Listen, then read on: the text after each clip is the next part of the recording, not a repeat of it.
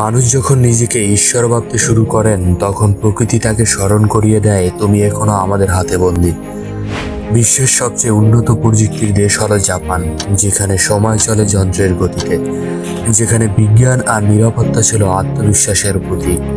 কিন্তু কোনো এক দুপুরে সেখানকার আকাশ যেন কালো হয়ে উঠল, মাটিতে ফাটল ধরে গেল, সমুদ্র উঠে এলো আকাশের উচ্চতায়, আর তেজস্ক্রিয় বিষ ছড়িয়ে পড়ল বাতাসে। 2011 সালের 11ই মার্চ বিশ্বের ইতিহাসে লেখা হলো এক ভয়াবহ অধ্যায়, ফুকুশিমা পারমাণবিক বিপর্যয়। এটি ছিল কেবল একটি প্রযুক্তিগত দুর্ঘটনা নয়, এটি ছিল হাজারো পরিবার হারানোর গল্প, বিশ্ব মানুষদের কান্না আর একটি জাতির অস্তিত্বের লড়াই। আজকের এই ভিডিওতে আমরা দেখব কিভাবে শুরু হয়েছিল এই বিপর্যয়, আর এর জন্য কারা দায়ী ছিল, পরিবেশ ও মানব জীবনে এর দীর্ঘমেয়াদী প্রভাব কেমন ছিল, এবং কি শিখতে পারি আমরা এই বিপর্যয়ের ভেতর থেকে। তাহলে চলুন মূল ভিডিও শুরু করা যাক।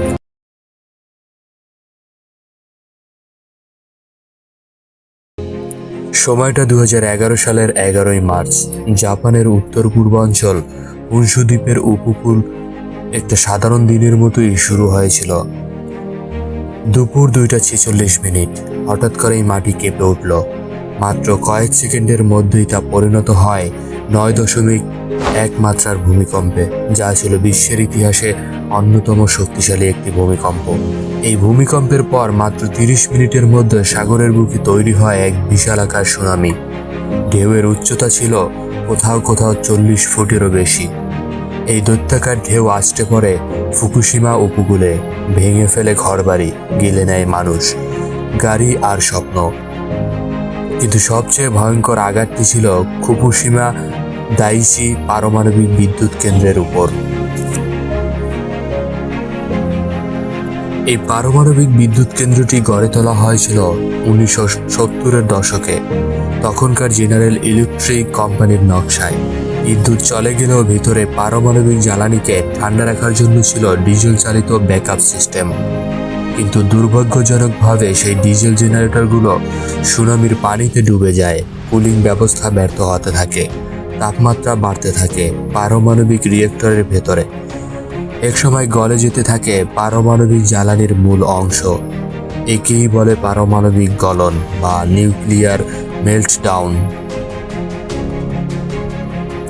আর এর ফলে সৃষ্টি হয় অত্যন্ত বিষাক্ত বাষ্প, যার চাপে 3টি রিয়েক্টরে ঘটে ভয়ঙ্কর বিস্ফোরণ।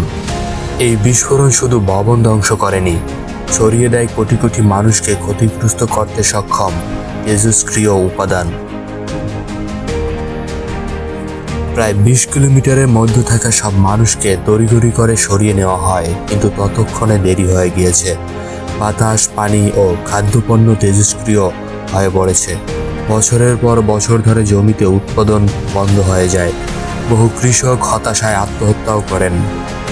পশু পাখি, মাছ সব জায়গায় ছড়িয়ে পড়ে মৃত্যুর নীল ছায়া। এই তেজস্ক্রিয়তা এতটাই ভয়াবহ ছিল যে আজও কিছু কিছু জায়গায় মানুষের প্রবেশ নিষিদ্ধ। প্রথম দিকে জাপান সরকার এবং বিদ্যুৎ কেন্দ্র পরিচালনাকারী কোম্পানি টেপকো সত্যতা গোপন করে রাখে।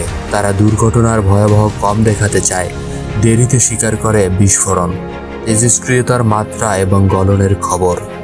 অনেকেই বলেন এই ধরনের পারমাণবিক কেন্দ্র চালু রাখাটাই ছিল এক মারাত্মক ভুল। নকশার দুর্বলতা, সমুদ্রপৃষ্ঠের এত কাছে স্থাপন, পর্যাপ্ত নিরাপত্তার অভাব, সব মিলিয়ে এটি ছিল একটি অপেক্ষামান বিপর্যয়। ফুকুশিমার ঘটনার পর পুরো পৃথিবী কেঁপে ওঠে। জার্মানি এবং আরও অনেক দেশ পারমাণবিক বিদ্যুৎ কেন্দ্র বন্ধ করার ঘোষণা দেয়। জাপানে তৈরি হয় হাজারো বিক্ষোভ। নিরাপত্তা বাড়ানোর জন্য অনন্য কেন্দ্রগুলোতে আজও বিজ্ঞানীরা গবেষণা করছেন ফুকুশিমার তেজস্ক্রিয়তা পরিবেশ কেমন প্রভাব ফেলছে। সমুদ্রের মাছ, মাটির নিচের পানি, বাতাস সব জায়গায় ফুকুশিমার ছায়া রয়ে গিয়েছে আজও অবধি। ফুকুশিমা আমাদের চোখে আঙুল দিয়ে দেখিয়ে দিয়েছে প্রযুক্তি কখনো সর্বশক্তিমান নয়। মানুষ যতই আধুনিক হোক না কেন, এক মুহূর্তে প্রকৃতি সবকিছু ভেঙে দিতে পারে। এই বিপর্যয় আমাদের জন্য একটি সতর্কবার্তা, যেখানে ব্যবসা, রাজনীতি বা লাভের পেছনে ছুটতে গিয়ে আমরা ভুলে যাই মানুষের জীবন, প্রকৃতি ও ভবিষ্যৎ সবচেয়ে গুরুত্বপূর্ণ। আজও ফুকুশিমা বাতাসে ভাসে বিষের ঘ্রাণ, আজও অদৃশ্য শত্রু ঘুরে বেড়ায় ধ্বংসস্তূপে। প্রশ্ন একটাই, আমরা কি সেই ভুল আবার করব?